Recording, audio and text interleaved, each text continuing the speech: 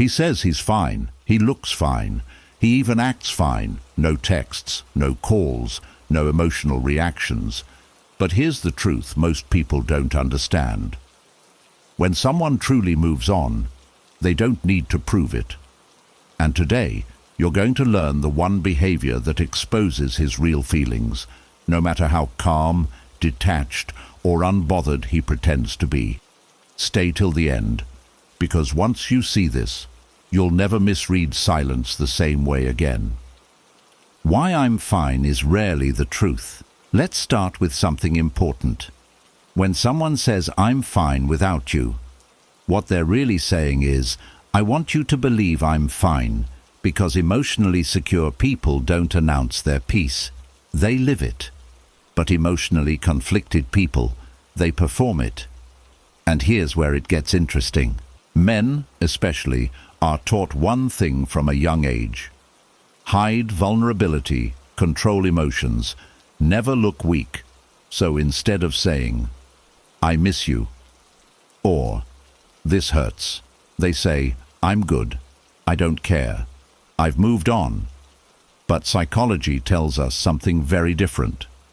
Emotional suppression versus emotional healing. There's a massive difference between letting go and locking emotions away. Healing feels calm, suppression feels tense, and the body always leaks what the mouth tries to hide. That's why people who claim they're fine often over-explain how okay they are, try too hard to appear unaffected, change behavior instead of emotions. Which brings us to the one behavior. The one behavior that exposes him. Here it is. He keeps reacting indirectly, not openly, not emotionally, but strategically. Let me explain. If he were truly fine, you would disappear from his emotional radar. No reactions, no monitoring, no silent responses. But instead, he watches your stories but never likes, asks about you through mutual friends, reacts when you don't react, changes behavior only after you do. This is called emotional mirroring, and it only happens when feelings are unresolved. Why he doesn't reach out? This is where many people get confused. You think, if he still feels something, why doesn't he text? Because reaching out would mean admitting he's not as strong as he pretends. He didn't win the emotional battle. He still cares, and caring feels risky. So instead of vulnerability, he chooses control. Silence becomes his shield. Distance becomes his power move. But here's the irony. The more someone tries to control emotions, the more those emotions control them. The ego trap. Let's talk about ego. Ego isn't confidence. Ego is protection. When he says he's fine, his ego is saying, don't let them see they mattered. So what does ego do? It replaces honesty with performance. He might post more than usual, appear happier than before, act busy, unavailable, indifferent. Why his behavior changes when you pull back. Here's a powerful sign most people miss. When you stop reacting, he suddenly becomes more alert.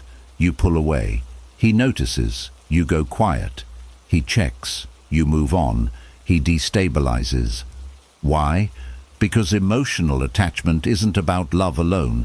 It's about loss of control. He wasn't prepared for you to stop caring, and that's when the mask starts slipping. Silence doesn't mean indifference. Let's break a myth. Silence is not emotional absence. Sometimes it's emotional overload. Some people go quiet because they don't feel anything.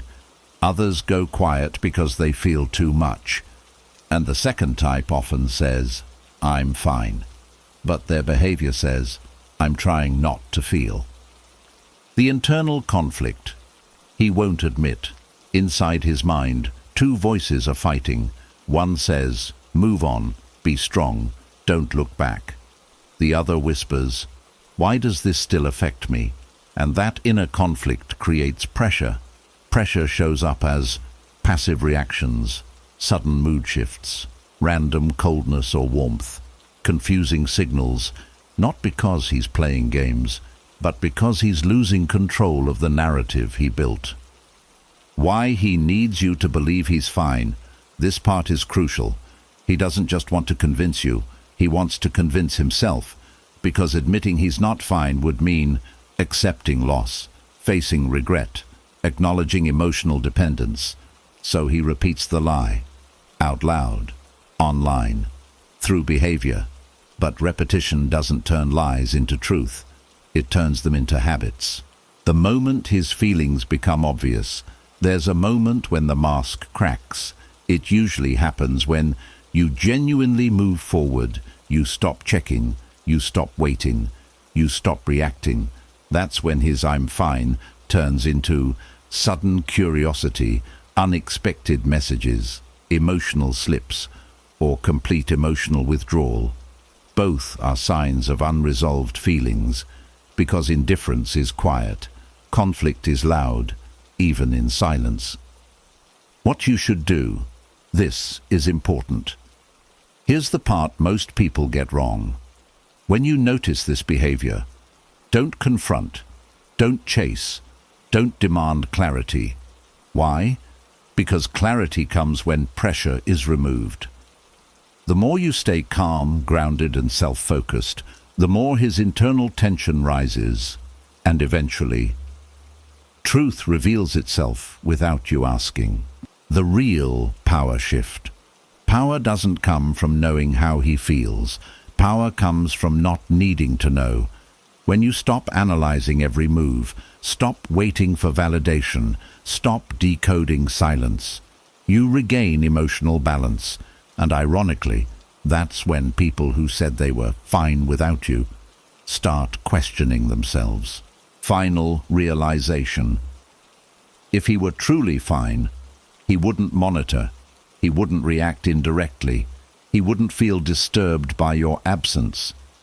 Peace doesn't perform, healing doesn't watch from the shadows. So when someone says they're fine, but their behavior keeps responding to you, believe the behavior. Sometimes the loudest feelings hide behind the quietest words. And sometimes, "I'm fine without you," is just another way of saying, "I don't know how to let this go." If this message resonated with you, you're not imagining things, you're noticing patterns, and awareness is always the first step to freedom.